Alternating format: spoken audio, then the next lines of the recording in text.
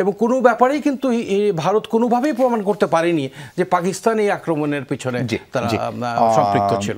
General Akhand, আপনাকে যে আলোচনাটা শুরু করতে চাই, মানে ভারত পাকিস্তানের এই উত্তেজনা মঙ্গলবার থেকে নতুন করে আবার শুরু হলো, ফলে এটা মানে অনেকেই একটা যুদ্ধ ভাব মনে হচ্ছে।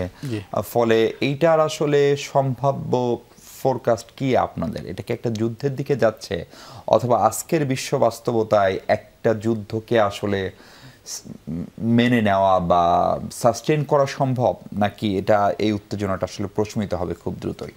অনেক ধন্যবাদ। যমুনা টিভির দর্শকদের আমার শুভেচ্ছা এবং সালাম। খুবই ইন্টারেস্টিং ডেভেলপমেন্ট।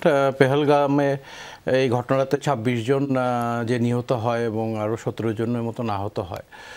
এই ঘটনার পরে ভারত প্রথমে তারা কিছু সিদ্ধান্ত নেয়, সিন্ধু চুক্তিটা বাতিল করে, খুবই সিগনিফিক্যান্ট।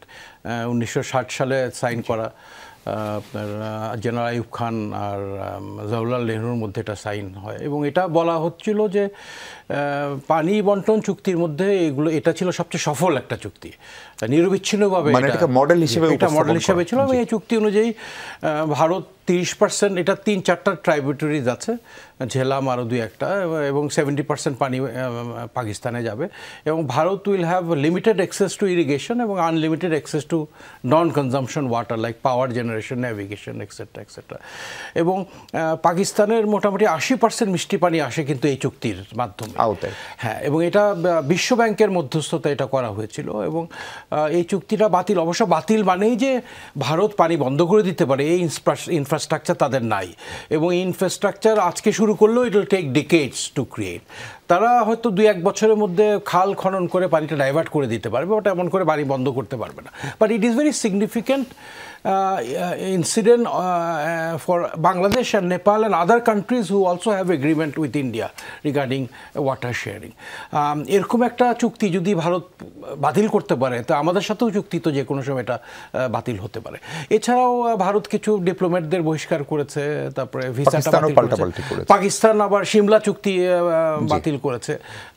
এছাড়া তারা ডিপ্লোম্যাট পাকিস্তানে বলেছে ৩০ জনের বেশি ডিপ্লোম্যাট থাকতে পারবে না ৩০শে এপ্রিলের মধ্যে, no fly zone, air space বন্ধ করেছে। সো এই টেনশনগুলো চলছে। বাট এই ঘটনাটা অ্যাকচুয়ালি কী হলো, আমার মতে এটা it is call false operation. এটাকে বলে ফলস ফ্ল্যাগ অপারেশন।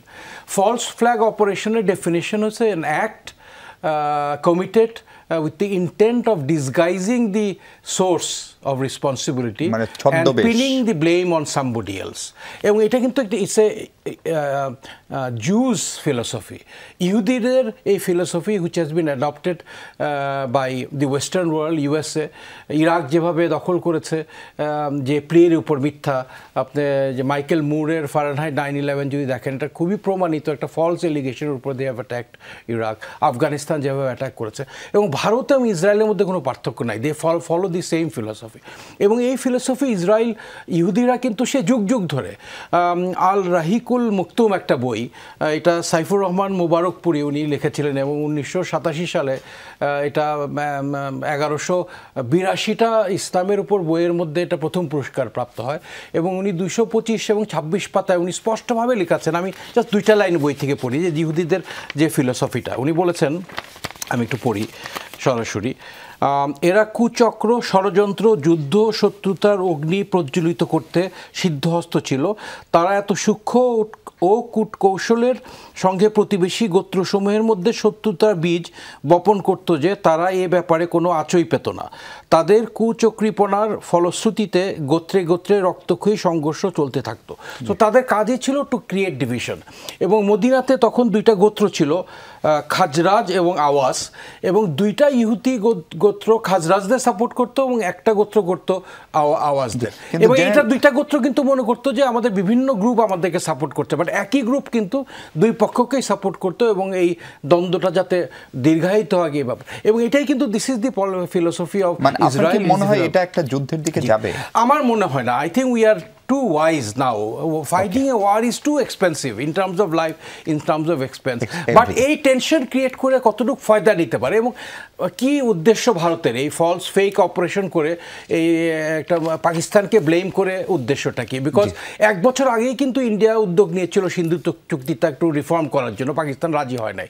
এখন কিন্তু তারা ডিক্লেয়ার করে দিল আমরা বাতিল করে ফেলেছি। So they are creating the ground to take some benefit এবং মুসলমানদের মধ্যে দ্বন্দ্ব ক্রিয়েট করা এবং এই বিভেদ করা, মুসলমানদের দোষ দেওয়া, দোষারোপ করা এবং কোনো ব্যাপারেই কিন্তু ভারত কোনোভাবেই প্রমাণ করতে পারেনি যে পাকিস্তান এই আক্রমণের পিছনে তারা সম্পৃক্ত ছিল।